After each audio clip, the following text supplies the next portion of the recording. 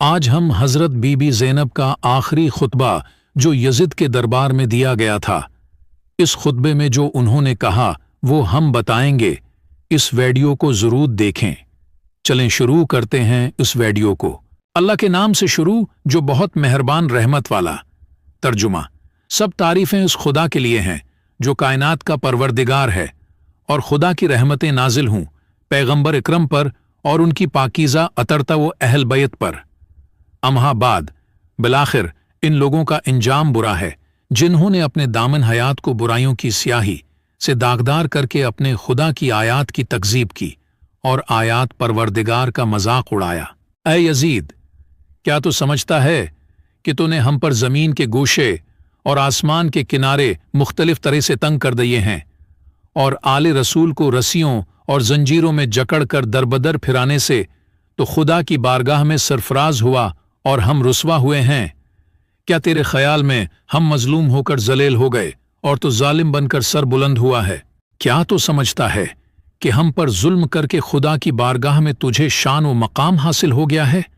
آج تو اپنی ظاہری فتح کی خوشی میں سرمست ہے، مسرت و شادمانی سے سرشار ہو کر اپنے غالب ہونے پر اترا رہا ہے، اور زمامداری خلافت کے ہمارے مسلمہ حقوق کو غصب کر کے خوشی و سرور کا جشن منانے میں مشغول ہے۔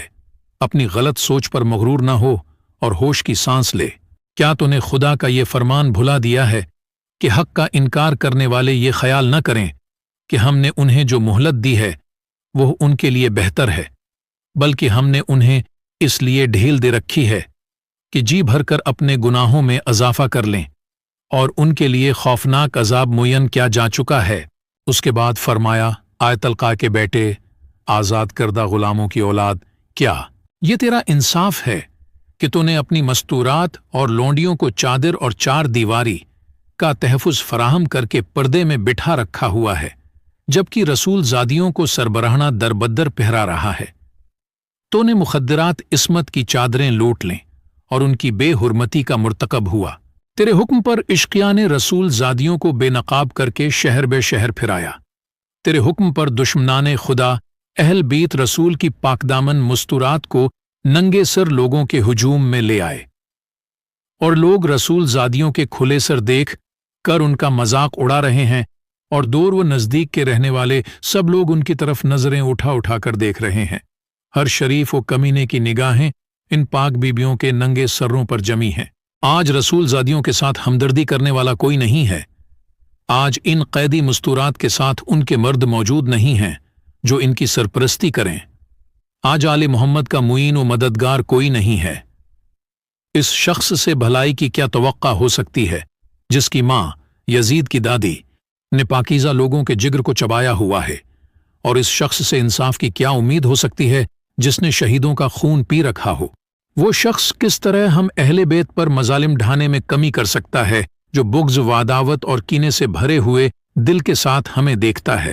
اے یزید، کیا تجھے شرم نہیں آتی کہ تو اتنے بڑے جرم کا ارتکاب کرنے اور اتنے بڑے گناہ کو انجام دینے کے باوجود فخر و مباحات کرتا ہوا یہ کہہ رہا ہے کہ آج اگر میرے اجداد موجود ہوتے تو ان کے دل باغ باغ ہو جاتے اور مجھے دعائیں دیتے ہوئے کہتے کہ اے یزید تیرے ہاتھ شل نہ ہوں؟ اے یزید، کیا تجھے حیا نہیں آتی کہ تو جوانانی جنت کے سردار حسین ابن علی کے دندان مبارک پر چھڑی مار کر ان کی بے ادبی کر رہا ہے؟ اے یزید، تو کیوں خوش نہ ہو اور فخر و مباحات کے قصیدے نہ پڑھے کیونکہ تو نے اپنے ظلم و استبداد کے ذریعے فرزند رسول خدا اور عبد المطلب کے خاندانی ستاروں کا خون بہا کر ہمارے دلوں کے زخموں کو گہرا کر دیا ہے اور شجرہ طیبہ کی جڑیں کاٹنے کے گھناونے جرم کا مرتکب ہوا ہے۔ تو نے اولاد رسول کے خون میں اپنے ہاتھ رنگین کیے ہیں۔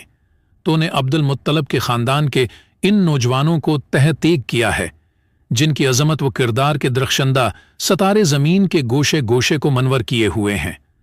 آج تو آل رسول کو قتل کر کے اپنے بد نہاد برے اسلاف کو پکار کر انہیں اپنی فتح کے گیت سنانے میں منہمک ہے۔ تو سمجھتا ہے کہ وہ تیری آواز سن رہے ہیں؟ جلدی نہ کر، عنقریب تو بہی اپنے ان کافر بزرگوں کے ساتھ جا ملے گا، اور اس وقت اپنی گفتار و کردار پر پشیمان ہو کر یہ آرزو کرے گا کہ کاش میرے ہاتھ شل ہو جاتے اور میری زبان بولنے سے عاجز ہوتی، اور میں نے جو کچھ کیا اور کہا اس سے باز رہتا۔ اس کے بعد حضرت زینب نے آسمان کی طرف منہ کر کے بارگاہ الہی میں عرض کیا، اے ہمارے پروردگار، تو ہمارا حق ان ظالموں سے ہمیں دلا دے اور تو ہمارے حق کا بدلہ ان سے لے۔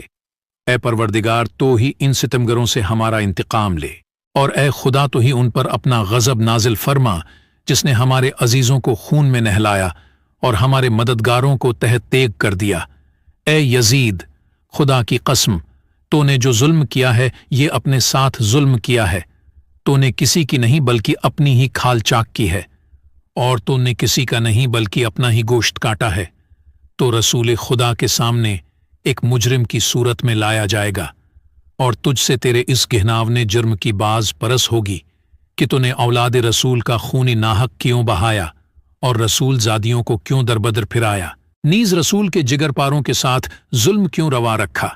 اے یزید، یاد رکھ کہ خدا آل رسول کا تجھ سے انتقام لے کر ان مظلوموں کا حق انہیں دلائے گا اور انہیں امن وسکون کی نعمت سے مالا مال کر دے گا۔ خدا کا فرمان ہے کہ تم گمان نہ کرو کہ جو لوگ راہ خدا میں مارے گئے وہ مر چکے ہیں، بلکہ وہ ہمیشہ کی زندگی پا گئے اور بارگاہ الہی سے روزی پا رہے ہیں۔ اے یزید، یاد رکھ کہ تو نے جو ظلم آل محمد پر ڈھائے ہیں، اس پر رسول خدا عدالت الہی میں تیرے خلاف شکایت کریں گے، اور جبرائیل امین آل رسول کی گواہی دیں گے۔ پھر خدا اپنے عدل و انصاف کے ذریعے تجھے سخت عذاب میں مبتلا کر دے گا، اور یہی بات تیرے برے انجام کے لیے کافی ہے۔ عنقریب وہ لوگ بھی اپنے انجام کو پہنچ جائیں گے جنہوں نے تیرے لیے ظلم و استبداد کی بنیادیں مضبوط کیں اور تیری آمرانہ سلطنت کی بساط بچھا کر تجھے اہل اسلام پر مسلط کر دیا۔ ان لوگوں کو بہت جلد معلوم ہو جائے گا کہ ستمگروں کا انجام برا ہوتا ہے اور کس کے ساتھی ناتوانی کا شکار ہیں۔ اس کے بعد فرمایا، اے یزید، یہ گردش ایام اور حوادث روزگار کا اثر ہے کہ مجھے تجھ جیسے بدنہاد برے انسان سے ہم کلام ہونا پڑا ہے، اور میں تجھ جیسے ظالم و ستمگر سے گفتگو کر رہی ہوں۔ لیکن یاد رکھ، میری نظر میں تو ایک نہایت پست اور گھٹیا شخص ہے جس سے کلام کرنا بھی شریفوں کی توہین ہے۔ میری اس جرائت سخن پر تو مجھے اپنے ستم کا نشانہ ہی کیوں نہ بنا دے، لیکن میں اسے ایک عظیم امتحان اور آزمائش سمجھتے ہوئے صبر و استقامت اختیار کروں گی، اور تیری بد کلامی و بدسلوکی میرے عزم و استقامت پر اثر انداز نہیں ہو سکتی۔ اے یزید، آج ہماری آنکھیں اشکبار ہیں اور سینوں میں آتش غم کے شعلے بھڑک رہے ہیں۔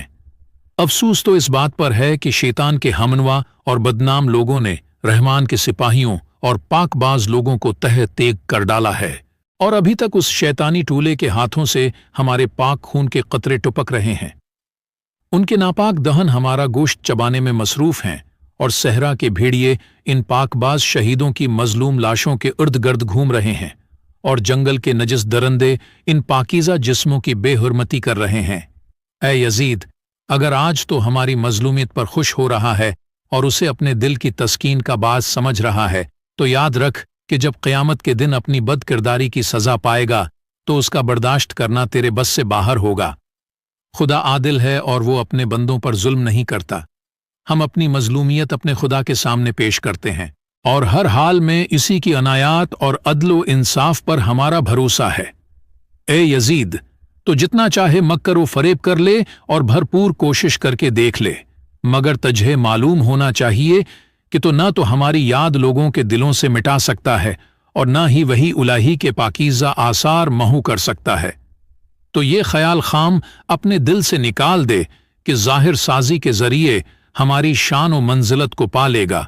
تو نے جس گھناونے جرم کا ارتکاب کیا ہے، اس کا بدنما داغ اپنے دامن سے نہیں دھو پائے گا۔ تیرا نظریہ نہایت کمزور اور گھٹیا